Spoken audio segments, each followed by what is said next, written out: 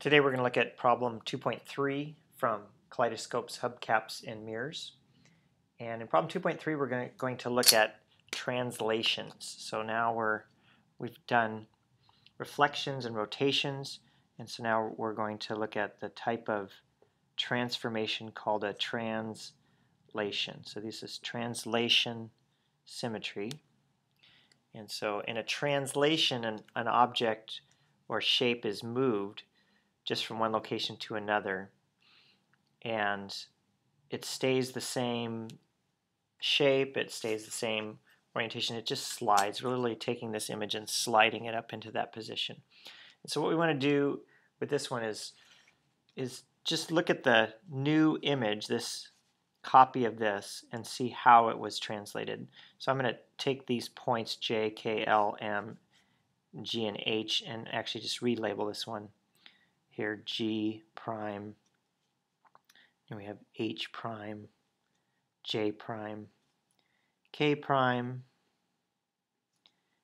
L prime, and M prime. So those are the new points.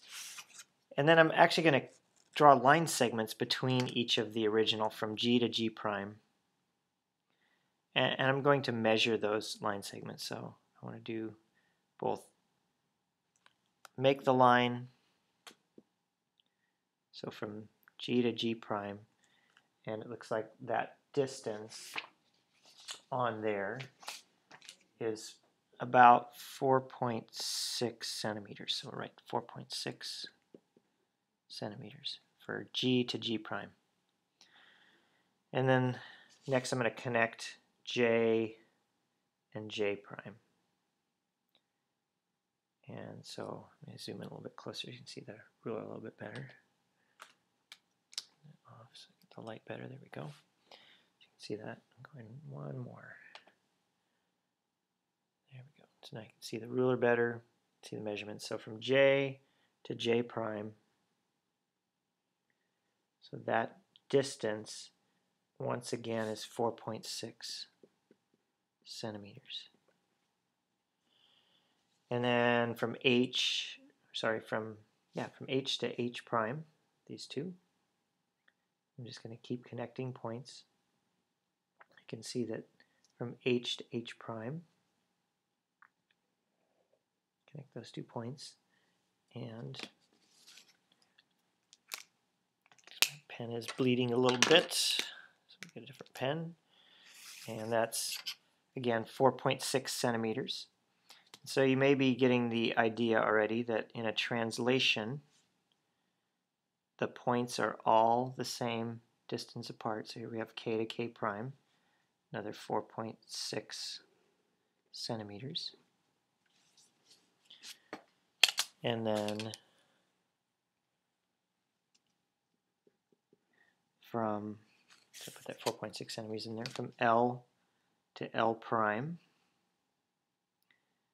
And once again, as I connect all these to their images, L to L prime, another 4.6 centimeters. And then finally M to M prime, one more time. And we see that distance once again is 4.6 centimeters. So my distance apart in each of these is always the same. So in a translation, when we take the image and translate it, we move it, every point is translated the same distance, and in some cases you can think of it as the same angle, same direction. So this M was moved over to this point 4.6 centimeters from its original spot. We could describe the angle if we needed to, but the idea is this is the direction. So I actually could put an arrow on here and say they were all moved this direction 4.6 centimeters in that direction. And that's how we see or describe translations. So let's do this one more time in diagram 2. Again, the same two images translated from this location over to this new location. So if we see both of those at the same time. So my original image, J, K, L, M, G, H, can put the new points, G prime, H prime, J prime, K prime, L prime, and M prime, and do the same thing I did with the first one. Just connect point to point, and then we can see how far apart each of them are. So I'll go K to K. Looks like it's just under 7 centimeters, 6.9 centimeters apart. So from there to there, K to K prime, 6.9 centimeters. And from J to J prime, I'm expecting it to be the same distance. It looks like it is, just under 7 centimeters. So 6.9 centimeters apart. And then let's do M to M prime. And again, the distance on the ruler continues to be 6.9 centimeters.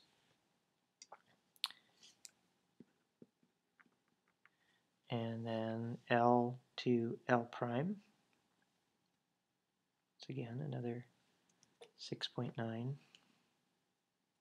So as we connect all these lines together, all these points from the original to the new one with lines, see, translation symmetry just gives you the exact copy of the original image, just shifted to a new location. And then I think we have one left to do, H to H prime. And I would expect that to be, again, 6.9 centimeters from the original point. And look at the ruler, 6.9 centimeters once again.